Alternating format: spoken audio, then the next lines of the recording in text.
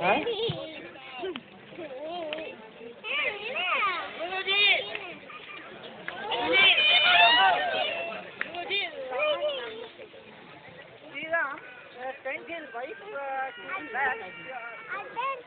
श्री राम ने किसी और के बात सुन के अपने पत्नी को शक किया और फिर से वापस भेज दिया, ये गलत नहीं है क्या?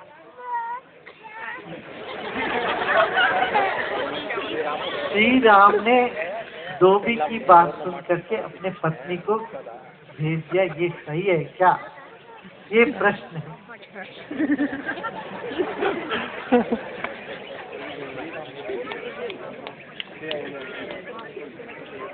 भाई तुम मुझे झगड़े में क्यों फंसा रहे हो?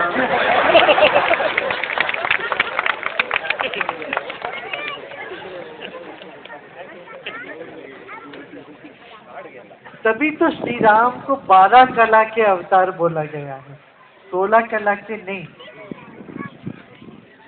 भगवान श्री राम 12 कला के हैं और हनुमान जी 14 कला के हैं।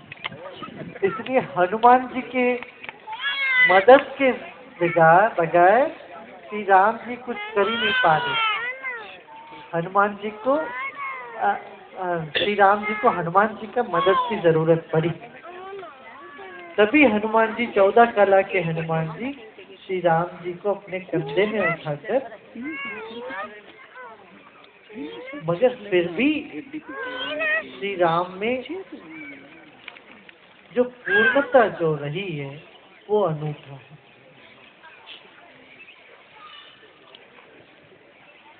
ब्रह्म ज्ञान पूरा था, मगर उन्होंने धोबी की बात सुन करके क्यों भेज दिया सीता को?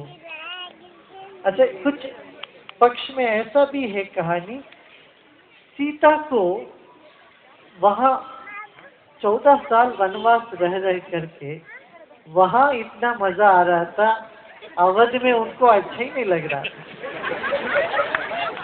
उनको लगा कि ये सोने के पिंजड़े में फंस गए।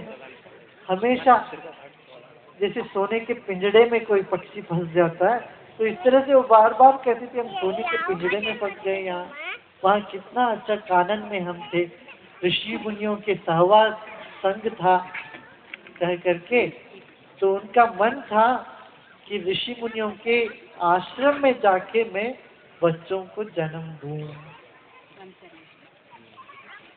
तो ये भी एक कारण श्री राम चंद्र जी ने सीता को एक मौका दे करके, धोबी का मौका बना करके अपने पत्नी को वहां भेजा। किसके यहाँ? महर्षि वाल्मीकि के आश्रम में। क्योंकि बच्चों में अच्छे संस्कार पढ़ना बहुत जरूरी है। अक्सर क्या करते थे पुराने जमाने में, बच्चों को आश्रमों में भेजते थे, बोर्डिंग स्कूल था वो। और बोर्डिंग स्कूल में दोनों माता पिता इतने अच्छे, वो गुरु और गुरु की पत्नी दोनों इतना अच्छा ख्याल रखते थे बच्चों को, शिक्षा देते थे, दीक्षा देते थे, 24 घंटे उनका ख्याल रखते थे, कदर करते थे। तो माता पिता जो नहीं कर पाते थे वो उनके गुरु और गुरु पत्नी, ऋषि और ऋषि पत्नी किया करते थे। तो ये ऐसा आप करके अपना समाधान कर सकते हैं। पर जो श्री राम ने किया, श्री कृष्ण ने वो सब उल्टा कर। श्री राम लकीर के फकीर थे, पिताजी ने कुछ कह दिया, उनकी मन की बात नहीं सुनी, उनकी वाणी पर अड़े रहे। जब पिताजी ने कहा मुझे कानन, तो कानन जाने के लिए वो तैयार हो गए। मगर श्री कृष्ण पिताजी की बात मानेंगे? वो बोले मथुरा मत जाओ, तुम यहीं रुको। नहीं, मैं तो जाने वाला ही हूँ। वो तो चले गए मथुरा। तो इस तरह से श्री राम एक भी झूठ नहीं बोले, श्री कृष्ण झूठ के सिवाय कुछ बोले।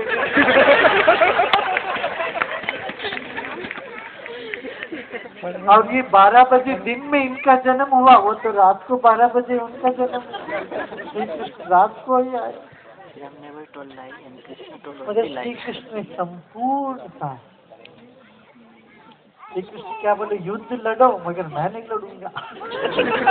एक तरह से देखते वो युद्ध किए इतना वीर शूर श्री कृष्ण, दूसरे तरह से रण छोड़ रहा है। गुजरात में कहते हैं ना, वो बिल्कुल छोड़ के भाग गए युद्ध की भूमि में, सबको छोड़ के भाग गए, इसलिए उनका रण छोड़ रहा है नाम भी लग गया।